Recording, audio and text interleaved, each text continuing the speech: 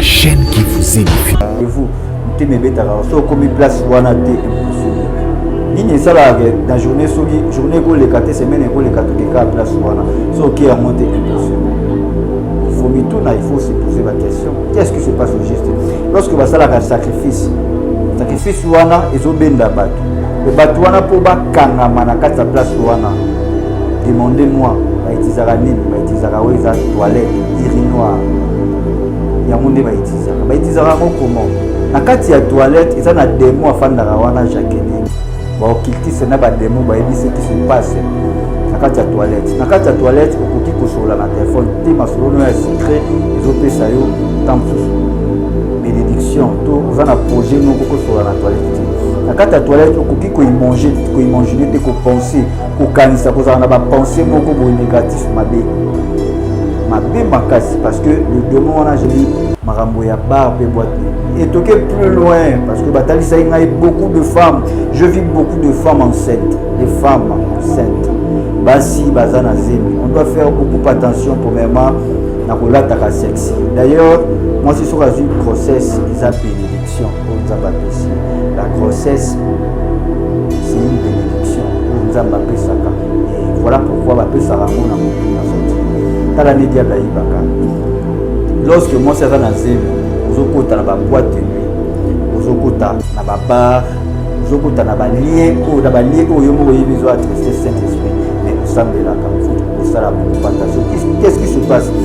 Il y a des démons où mission na bango ezalaka juste na journée il faut kitanase.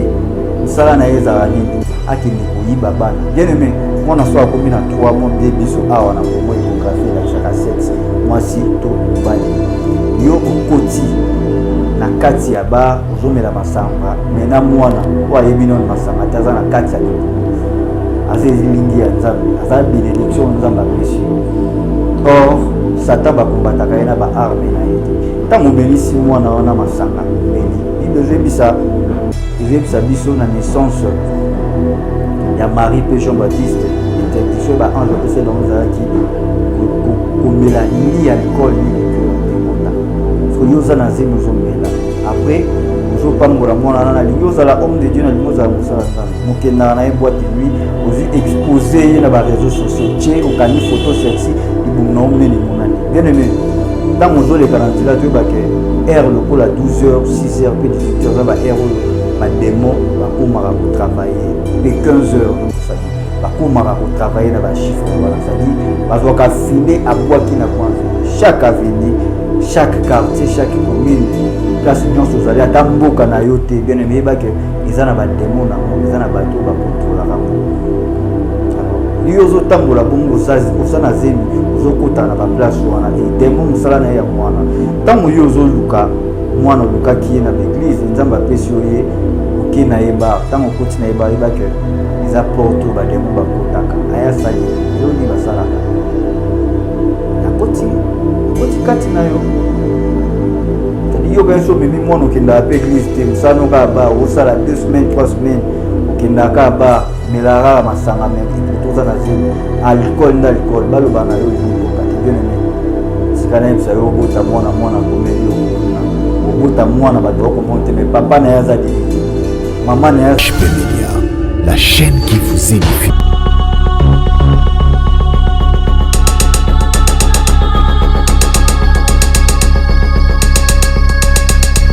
Shalom peuple de Dieu et bienvenue dans notre témoignage Kolo Amika Nakopambola Biso et toujours ça là toujours effort ya koyeba ko témoigner na oyo Kolo à Salaki pour na biso et témoignage pour comprendre très bien na biso bandeko toujours la namba boso il faut komeka kozonga moi la première ou deuxième partie oyo na bandeko expliquer comment Nzambe a sali biso makambo minene oyo toyi kozanga te na kotatola ye. Donc but ya témoignage dans biso objectif nango ezali makambo Nzambe asaleli le frère Brice. Je dis bien le frère Brice, je suis un simple frère lokola yo lokola bato nyonso. En tout cas kolwa meka na kopambola biso témoignage ezo édifier biso lisusu ndenge tozopesa yango vraiment boye et na expliquaki déjà que na difficulté on a leki nango j'ai été empoisonné vraiment na komai na betamoko bato bane kondima te mais kolo abikisi biso et ezalaki na makambo kolo atalisaki biso. Et je sais que na quatrième partie au bozotala na mekaki un peu expliquer et puis pour répondre à quelques questions bato ba mitunaki na zone de la paix pour répondre lelo avant de parler lelo toujours sur les portes d'entrée des démons, les femmes et les hommes. Tout ça là vraiment attention ba maman pe ba papa, les portes d'entrée des démons les animi toujours naza assis na otala écran na o ya gauche. Bien sûr to robaluka pe total écran o ya droite mais tout ça na kati écran o ya gauche. Je remercie non Nzambe. Seigneur, nous te bénissons pour ta gloire, pour ta fidélité. Et comme ma potosa malam Nzambe bomina lokumu, que ton nom soit sanctifié. La Bible dit l'ange de l'Éternel campe pour tout autour de ceux qui craignent Dieu. Te dit qu'Ozana Bisso et Lombo. Et la Bible dit dans votre foi, il faut ajouter la connaissance. La connaissance, c'est la panayo, c'est la parole de Dieu, Seigneur. Si tu es otokoyoka et kotakati na biso pe epesa isa na monde to bonde bongo. Merci Seigneur Jésus-Christ. Amen. Voilà. Donc, quand on pambola yo, ma question est allée avant tout kota cinquième partie na biso toujours là sur les portes d'entrée des démons. Maman au sambe la ramakash qui na la retraite. Mais après tant mozongara démons kota kandengi na environnement na biso, mais tamboleli na biso et permettre kandengi ni lorsque toujours sambe là, tout fongoler la démon porte. Toujours zwango et toujours répondre d'abord na ba question au bande ko botuni mitune za vraiment belé. Question liboso ezalaki papa Brice pourquoi répondre te olobaki kombo ya pasteur oyo monaki te afandi na trône na kiti. Apesaki raison na quatrième partie na boaki yango parce que lorsque Nzambe apesa la vision faut être sage ya ko répondre. Tout le monde ba prophète musu na Bible olobaki prophète lokola Nathan. David atali mabe mais ye pas David a parlé sagement. Apprécier balisi c'est pour que David azala mto mabe te ya mbangu calmement. Ndenge mo pe to boaki kotanga kombo ya l'homme de Dieu wana parce que ba poison ezali ba assassinat pe ezali. Alors to boyaki to meraki un peu que épargner mais ba ndeko ba bengaki en police to meraki un peu que ça bango sagement. Donc c'est un peu ça et les médias les internet ba lobaka ba exposera ba kité. Puis lorsque to lobelaki sur bateau Nzamba la chez le quoi ba faux les athées poto boaka bango mais poto intercéder to prier pour na bango.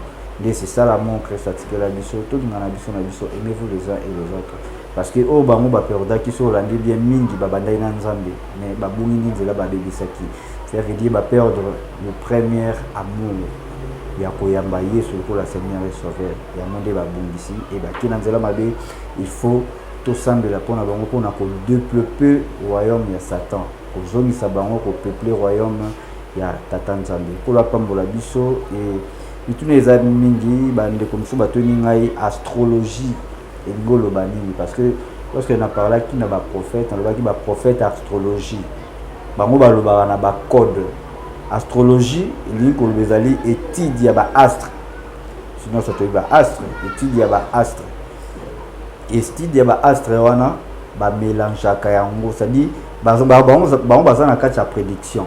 Or, différence c'est la prédiction et prophétie. La prophétie, c'est la parole de Dieu. Prédiction, bazo prédire kaka, mais côté la rango banzela misusu. C'est-à-dire que tanda kumuro boyanga ngachelo ko na yawana kwa ko momona mangamba batu. Yango na lobaki basenga batu identité, tinda poste non na yo tinda photo. Yatala a prophétiser pour na yo, a prédire les choses. Donc c'est un peu ça et réponse yango wana. Et question misusu les alliés voilà ba question to ko répondre boye on a ba question mususu bande ko batuna qui j'espère que bozu bande ko na la réponse na bino en privé. Alors ba prophète oyo o ba sa étude astrologie ezali bato ba lobara na ba code ça dit à temil bosa cher a otuna yo ni na prophétiser pour na yo. Faut faire beaucoup attention lorsque ko pesa accès wana interroger esprit na yo et pesi identité ya yo makambo nyonso ya yo za ko se passer nango après à lobelo. C'est comme ça. Donc voilà ça la bonne astrologie. Donc c'est ça. Or la prophétie c'est la parole de Dieu. Nazo kamo bandeko balina ka bengi mosala Nzambe prophétiser pour nanga non. Soko za derrière mon Nzambe la prophétie c'est la parole de Dieu et parole de Dieu ça accompagner na rema. Lorsque babi la parole faisait accompagner na révélation. Or logos faisait accompagner na rema pour comment logos rema. Donc tolobela ki bongo. Et le 5e partie tozolobela les portes d'entrée des démons. Les portes d'entrée des démons c'est quoi? Et voilà na fandi na kati ya chaise bazo expliquer ngai. En voyant l'écran, vous voyez aussi les sortes de démons. Ils avaient belé, surtout to bandio le moi, ça va prendre vraiment beaucoup de temps, mais to citer oiseau dominé na kati ya ma belé surtout jeunesse. Et concerné ka jeunesse te na yo maman papa ou les capé na mambo to le lelo faut sambela nzambe ozwa délivrance benga basala nzambe benga pasteur na benga prophète na yo ba meka kolandela kana yo. Les démons c'est quoi? Ba démons ezali ba ange oyo Satan akita na bango na se. Ba oyo ba se rebelaki na volonté ya nzambe. Lorsque ba boaki bango na se ba lobi na biso bazalaki un tiers, c'est-à-dire ceux qui ba ange bazalaka 3 millions ya akitaki na 1 million. Dit 1 million ya ba démon de ba kitaki ba ange ba détourne oyo ba se rebelaki na Satan. Ba onde ba baloki ba démon. Donc c'est ceux qui ange la vérité azali, démon ya mensonge azali. Donc c'est comme ça. Alors origine na bango ya moi na bauta likolo ba boka ba na se et na jeunesse il était biso malheur à la terre. Et en voyant comme ça, il y a des sortes de démons que tu ne peux pas imaginer. Et ça va démon mususu. Aza démon il y a mission na ezali pour na séduire seulement. Ça dit sur tali un homme très beau, soit une femme trop belle, tu ne peux pas imaginer. Donc c'est un peu ça. Alors démons doit rapporte la vie à moi dans Nzambe. Écoutez-moi très bien. Maman, papa, au sambela kokenda ka église. Au lamuki na tongo, au keki tu matinal to na poko ok sambela. Au tu église ozongi. Kozongo ozonga. Bana mikie moi na beti sur libaku directement na mtuno ko finga. Tata na yo, maman na yo. La Bible dit vous allez peur le diable parce que vous avez des désir car il est peur des mensonges, hypocrisie, tout ça y a et qu'au fin les âmes ont arme à diable, injure. C'est-à-dire tant au fini déjà, au petit qu'au semble là, vous avez accompagné tant sous dans Saint-Esprit. Et tant au fini ou attristé Saint-Esprit, c'est-à-dire des mois ils portent à côté. Au monde a payé moko, so vous avez ta kanda makasi, au soutien na au fin on a tout bêti moi no bêti l'eau moko azoti. Ici déjà 100. Or, Makela, nous se tanga pour un bit. Tu na Golgotha pour un bit. Les 100, nous se tanga pour un bit. Il faut faire beaucoup attention. Les portes d'entrée des démons. Nous faisons que soit là. Yo maman yo kalikamute ke batongi yo. Il faut ta parole. Les portes d'entrée des démons, c'est l'impudicité. Les portes d'entrée des démons, ils ont débauche, basula, batokomela masanga. Les portes d'entrée des démons, ils ont kindumba. Les portes d'entrée des démons, ils ont libre place, il y a un environnement où Saint-Esprit a koki koko tate. C'est ça, les portes d'entrée des démons. Parce qu'il y a accès wana. Mais ça, les démons moko azo dominer jeunesse. Attends, à combo na poto zoa vraiment lumière très bien. Ils ont deux Lilith, to démons to benga Jacqueline na fan na toilette. Les démons ba démon na bazwaka bakse na ba vie na biso comment mon frère ma sœur ozolanda biso bazwaka ngo parce que un chrétien mais béni chrétien qui na ka église au sambelaka OK église ozo penser nzamba sa a pambola parce que mingi tokendaka ba chrétien belé ba kenda église pour na kokonza likolo te mais pour na bénédiction OK ozoluka nzamba pambola yo nzamba bomba yo a protéger c'est bien mais après église okendaka wapi. Après église, Yohana, ok, na bar, na kata boîte, ils allaient payer mon quoi la porte d'entrée des démons. Expliquez bien. Bar nyonso, sans exception. Bar nyonso, boîte de nuit nyonso. Tant bazo construire yango, ils aura na démon nango o ayaka wana. Démon nango azara po na kopesa ngo succès azali. Et bango moko bakolo ba bar tout ba boîte de nuit, ba sala randene, il y a un sacrifice. C'est-à-dire, dans le monde de la spiritualité, na pesi faiblesse à una beauté, tout le monde a pekala. Bato bazaba occultiste, ba yebi makambo et c'est pas ça. C'est-à-dire, batangisaka makila, mususu ozania maya bomoi akundi wana. Na se bakundi nyama liboso à porte wana pour que ebendaka bato. C'est-à-dire, il besoin interdit kokunda nyama étouffé bongo, mais bango basalaka mo. Et mususu bazora mutu, ba commissaire ntaba, bakundi na se bakati mutu batangisi makila bakundi pour que elinga ba c'est-à-dire ça la sacrifice ba boîte wana. Alors qu'est-ce qui se passe? Izana bar moko en tout cas bandeko bazana mo amba faut que l'occasion nzambe makasi parce que bar mo et ça la succès makasi izana lemba bar wana. Et je vis ça, quand je vis ça je pleurais. Pourquoi je pleurais? Parce que ils ont des moments où ils ont des turbes à vie à des jeunes mingi bazana chango na lobaga Kinshasa mobimba. C'est-à-dire lorsque basali sacrifice bon dans l'année 2016 2015 et bimaki troisième bar na kati meilleur bar en Afrique centrale et puis troisième bar na kati ya Afrique mobimba. Alors, musala nini bar wana salaka. Bien aimé, na kati ya ba boîte de nuit, na kati ya ba bar, et là nini et c'est pas ça. Yo kanga bien, yo mwasi mutema mebeta ka so comme 18h. Oza na sœur na yo maman na yo ndeko na za na poto. Asambela rapona libota. Mais yo oza pas l'étranger zota la biso. So que comme kaka heure ya rendez-vous, mutema mebeta ka so comme place wana te impossible. Nini ça là dans journée sogi journée ko le katé semaine ko le katé que ka place wana so qui a monté impossible.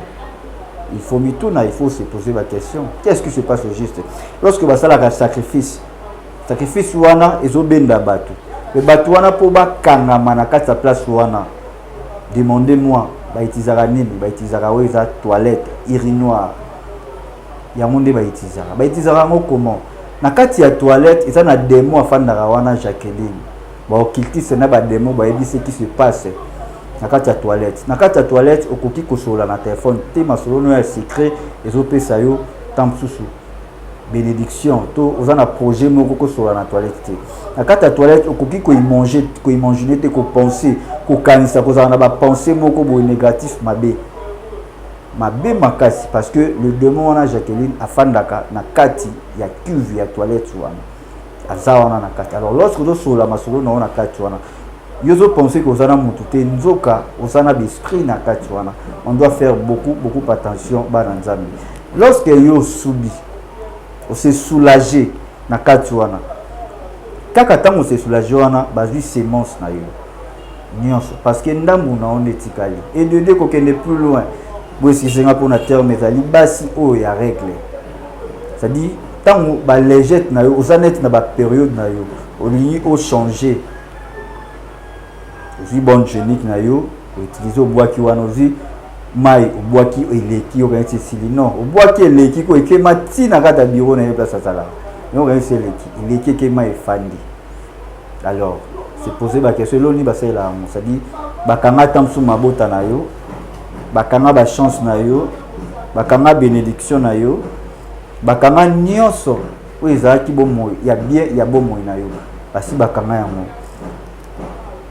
yo muto zalaka soki bar wana ereko qu'il faut kende semaine ko leka to fandi après avoir komela oyebi na opete ngulu ke o se soulager andeyo ya ndako. Ok, on se soulager na kati ya cuve wana ya toilette wana o sali ba besoin na yo tango sisi ko sala qu'est-ce qui se passe o yebite za la mibali eza la basi or ba démon bazana juste pour na ko hériter ko joie o eza chance na yo. Pourquoi ça? Parce que ce qui totali normalement na vie ya bana nzambe mona nzambe nyonso mutu nyonso nzamba sala na mokeli et eza na artiste mo tali na asala œuvre na yende ngia zalia sala mo mabe pour ba to seka et cela veut dire toza ba créature oyo nzamba créa biso lokola image na ye tozo tambola tozo leka tozo pema na souffle de vie ya nzambe et puis toza image na ye ndenge bible etalisi biso so tozwi 2 Jean chapitre 3 la Bible dit rapidement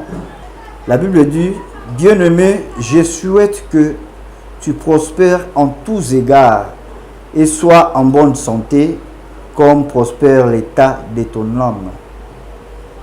C'est-à-dire, la volonté en Nzambe, avec sa Jérémie à l'Obinae, car je connais les projets que j'ai formés sur vous, projet de paix, non de malheur, projet de bonheur.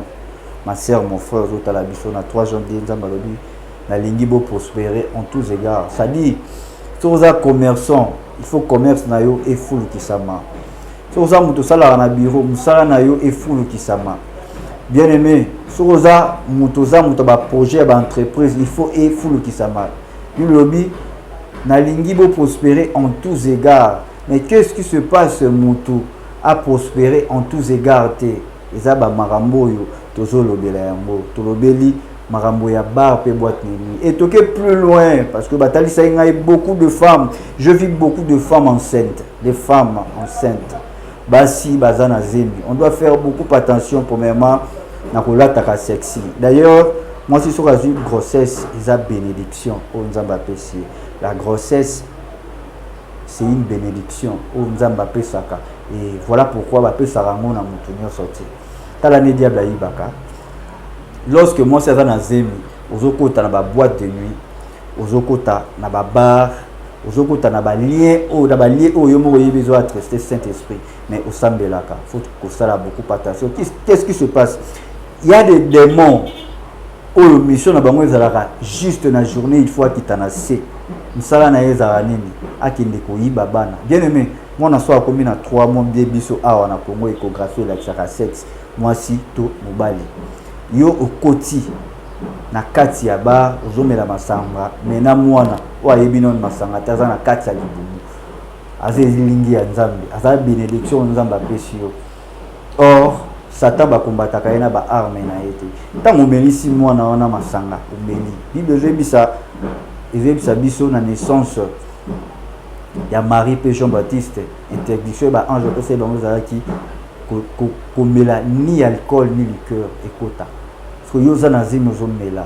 Après ozopambola mwana na lingi ozala homme de Dieu na lingi ozala mosala Nzambe. Mokenda na boîte de nuit ozu exposer na ba réseaux sociaux tché okani photo sexy ibum na omnene monani. Bien aimé, tant ozoleka na nzela to yebake heure lokola 12h, 6h pe 18h za ba heure ba démon ba komaka ko travailler pe 15h na posani. Ba komaka ko travailler na ba chiffre wana. Ça dit bazoka filer à bois qui na ko avenue. Chaque avenue, chaque quartier, chaque commune place nyonso zali ata mboka na yo te bien aimé ba que ezana ba démon nango ezana bato ba contrôler rango.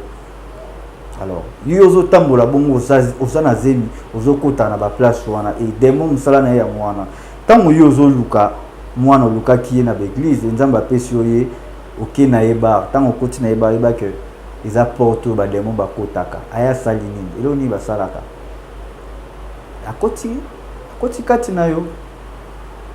C'est-à-dire yo gaso memi mwana okenda pa église te musano ka ba osala 2 semaines 3 semaines okenda ka ba melara masanga me et pourtant ça na zemi alcool d'alcool baloba na yo liniko ka te bien aimé sikana epsa yo bota mwana komeli yo kuluna obota mwana ba comprendre mais papa na yaza député maman na yaza na mbongo belé mais pourquoi mwana azo sa kindumba esprit ni bien aimé oyo pesa ki mwana on fongola ki ba démon porte ba kota les femmes enceintes na kati ya baba interdiction les femmes enceintes na ba marché bon gloire à Dieu même na ba supermarché za na ba sinto ba tata na yebi que avant kota kuna il faut assembler à prier le Seigneur Jésus-Christ le Seigneur na tiki ko bimana na maboko na yo protection na yo za la partage na là c'est bien ata na kati ya ba supermarché ba wenzi ozokende et na kati ya ba wenzi za na ba demo pe bayaka koteka bien aimé ba demo bayaka pour aluka juste tono ya makila. Je vais parler ça à la fin.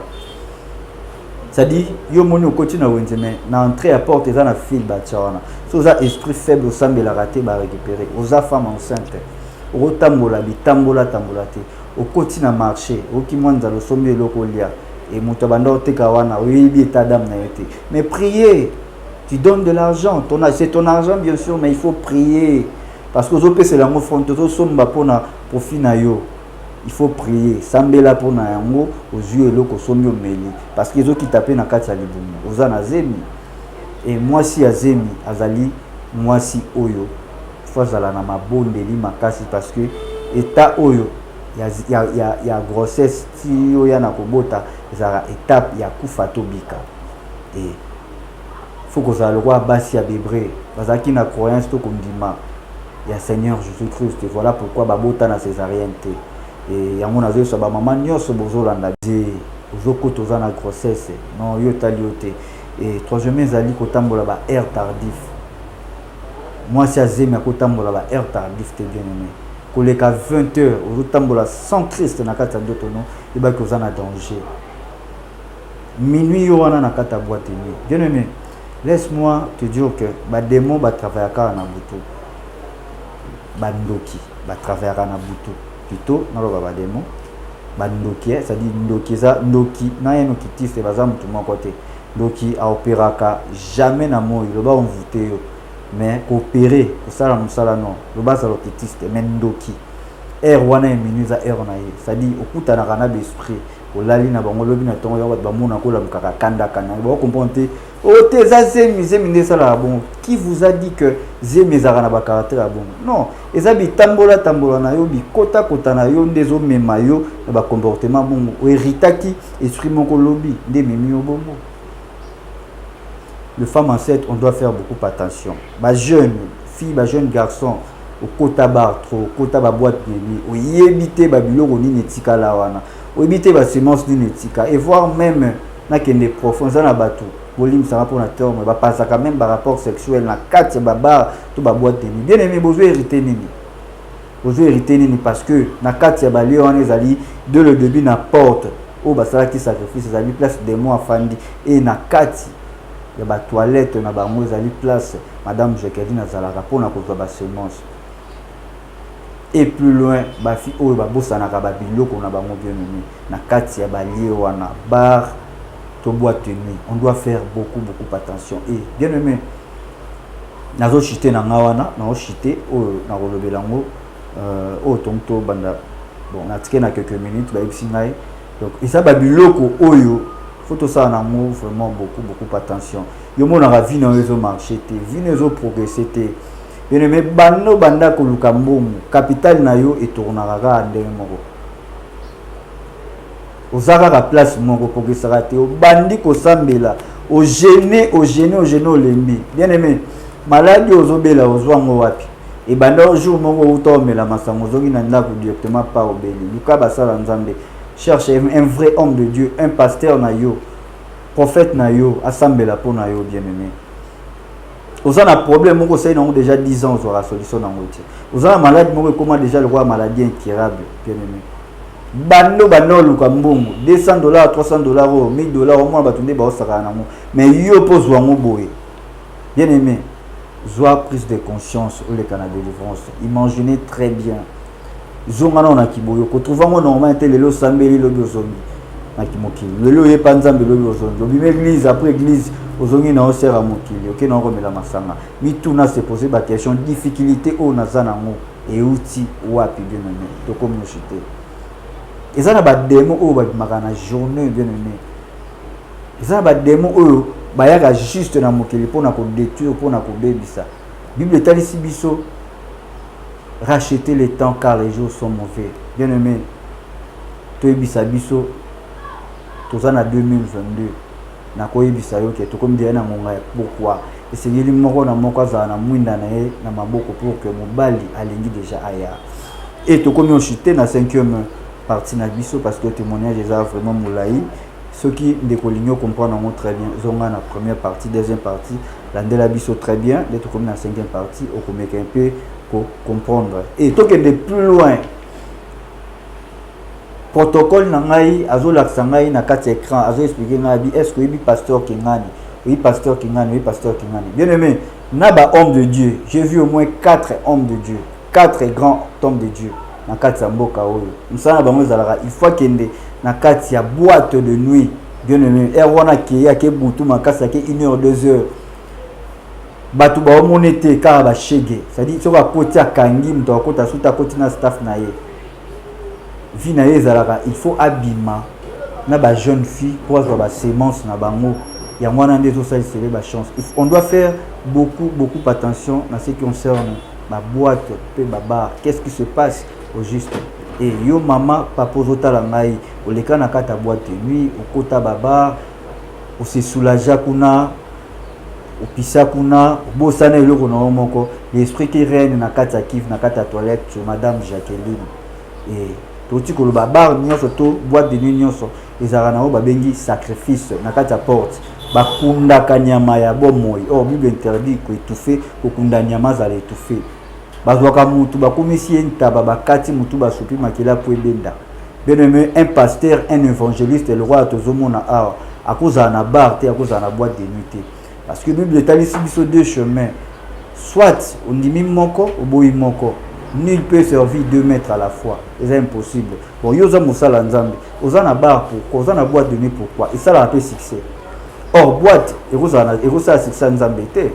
Jamais nzamba ko pesa mo succès té parce que ça place bateau bazo sumuka, bateau bazo sala masumu. Il faut tous se repentir.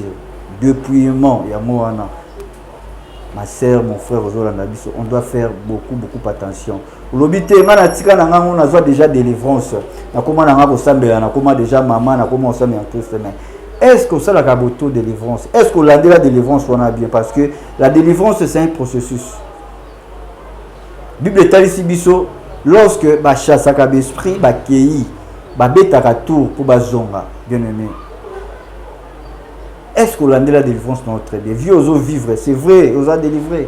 C'est vrai vraiment au Sambelaka. C'est vrai, maman aux a que s'est passé nango, aux a mon Nzambe. Oui, la grâce est trompeuse, aux a la grâce beaucoup Nzamba peut ça. Mais c'est vrai, aux oko qui sa makambo Nzamba za nango pour ça pour nayo. To sosola, to mitala, bien aimé. Que ba que l'esprit et vivra na maïté, vivra na mpepete. Er yeso akutani na fou de gadara, ba prier. La Bible dit ba démon va prier Christ ba bina non bois kabiso na bangulu parce que ba linga place au musumi ezaki place wana ezalaki kaka na bangulu na bakengeli bazalaki misika. Et bien aimé, esprit ni yo hérita tango tambola na nzela avec grossesse ozana maladie na yo okokoti na ngoso ba tango yo bima ko cheba boto cheba crayon sopi kabelo okokota esprit nini o haritaka tika etenzamba pesa biso makasi apesa biso toujours force. Et parce que na makasi na inde zo sala keto le cas et bolimi si makasi na ba ndeko bozo ka tant toujours ba bien tes ali de faire ba qui c'est puis moi ba grippe zo beta biso à tous en époque elanga et je suis un peu aussi grippé et à part ça il faut bosambela pour votre frère Brice et à part ça il faut tous se soutenir les sous na bosambela binde ko mo za na borana groupe intercession kotisaye ozana ndeko mo boyebo intercédaka jour mo lisanga zo bande ko na kotsa bango kenemi tozala soudé linu po ebuka il faut la mingi po ebuka mokoa et union de salaka force. Et la Bible dit aimez-vous les uns les autres pour baya moribe ba ke bozali ba ekoni na ngai. Je suis arrivé à la fin pour la 5e partie de ce témoignage et yom tozwa ki libako ya kolanda biso vraiment polo e bana ko pambola yo Yesu a zalana biso longo tout ça l'effort ya ko se dépouiller to tika makambo to bandaki ko sala la délivrance ezali état la délivrance ezali état ya ko prendre conscience et tout le monde qui va en Israël après avoir souffert pendant 400 ans. La Bible dit Nzamba kangaki maboko afandi me balela er nyonso bazo souffrir. Et mais longtemps après, lorsque vous reconnaître que Bazara Nzambe, Dieu a dit à Moïse, Exode, a dit Moïse, je vis la souffrance de mon peuple, oui, Abandon Mona. J'ai entendu l'air crier, oui, Abandon Yoka. Et Nasuka a dit, maintenant, je suis descendu pour délivrer. Cela veut dire, dans toutes choses, il y a la part de l'homme, il y a aussi la part de Dieu. Bien aimé que dans l'église, au sein de Nzamba Pambolayo, ce que sali par na yote nzambe moi pambola yo moi délivrer aux athées. Il faut banda ko prise de conscience pour te nzamba délivrer yo. Bien aimé. Témoignage des amolaï to komi na suka et to luka vraiment elo nzambe benga basala nzambe basambela pour na yo. Ko kanisate le roi to lobi ya mabe ya bien peu bazali bien aimé. Naza na écran à gauche et protocole na ngai azo expliquer ngai makambo na oti ko ba awa. A expliquer ngai nyonso. Maintenant balingi ba tourner chaise na ngai vers l'écran et à droite. Et j'espère que to remeka ko lobelango na 6e to 7e partie de to kozwango. Et lorsque je tourne na carte écran na ngai qui à droite, qu'est-ce qui se passe? Parce que jusqu'à maintenant nazo lobela écran au à gauche bien oti ko expliquer awa makamba demo basalaka. Alors restez toujours scotché, branché. Biso ba auto s'abonner na noter, s'abonner sur cette chaîne et HP Media, c'est l'ensemble des saints assemblés. Ya bana nzambe. Bible lobina biso dans votre foi, il faut ajouter la connaissance. Okozala na ozamona nzambe osambela makasi so connaissance ezangi ozala na moyen ya kobundisa momuna te. Babundisaka jamais Satan na ba arme na ye. Babundisaka jamais Satan na ba arme na ye. Tango ozomela masanga, ozofinga, ozosala kindumba, dans l'impudicité, bien aimé, il faut que se dépouiller. Dépouillement, bien aimé. Zamba zo se na biso dépouillement. Ben na début bandai no nanga moko. donc si nazolo babo nazomite ande yo pozola na biso oyebi ndeko moko partager na lien pour que meka kosunga paye kolo apambola biso to komi na suka yo mtolandaki biso. C'est toujours votre humble serviteur le frère Brice et tozawana toujours pour na ba question na bino et nalobaki toujours eza média toboyi koleze bato ko déranger ba vie ya bato eza place ya kotanga ba kombote. Alors poser biso question et nzamba akopesa biso sagesse ya koyeba ko interpréter yango très bien. Vous allez vraiment madame Mingi. Nous sommes arrivés à la fin. Alors Kolo Amekana Pambola Biso Sambeli. Seigneur, nous te remercions pour ta bonté, ta fidélité. Nous garderons toujours. Que ton nom soit sanctifié, soit glorifié. Parce que aux amalam, merci pour notre souffle de vie, merci pour notre message oyo au talib so témoignage à l'autre qui était au mieux soit koyoka ekota katina epi asala misala na monde tolobi. Merci Seigneur Jésus-Christ. Amen. Na pesi ba moment nyonso na baba papa nyonso bote. Nzamba pambola biso. Bye bye. HB Media, la chaîne qui vous édifie.